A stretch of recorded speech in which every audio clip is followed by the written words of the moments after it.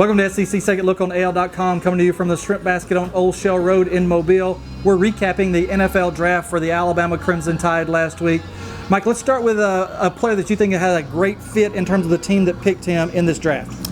Well, I think certainly the Packers needed a safety, needed help at safety, so them being able to get Clinton Dix at the spot they did, I think their board felt perfectly right for them, and I think he'll contribute immediately. And the other first rounder, C.J. Mosley, when you look at a defense in Baltimore that runs a 3-4, that has in the past relied on a dominant inside linebacker who's a leader, Ray Lewis. C.J. Mosley is certainly a different individual than Ray Lewis, but I think that's a great fit in the middle of their defense. Anybody that you question in terms of the fit, where they were drafted in terms of fitting their skills? Well, Benny Sunseri getting drafted where he did by the Saints was a little surprising to me, but I think where he brings great value is on special teams. And I think at that point in the draft, teams start looking for guys that they know will be able to help them on special teams.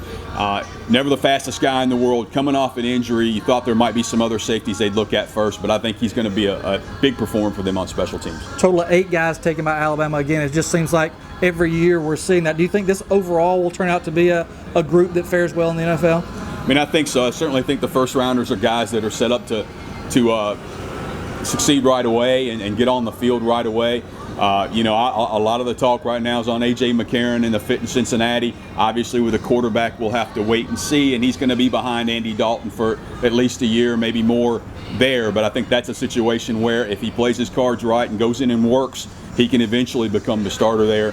I think he'll be competing with Jason Campbell, an Auburn guy, as a backup. But, I think Andy is a solid starter, but certainly not an elite quarterback. So there's opportunity there for AJ. I think it was a perfect fit for him to go to Cincinnati. We'll certainly be following that closely, like we will all these Alabama guys taken in the most recent NFL draft.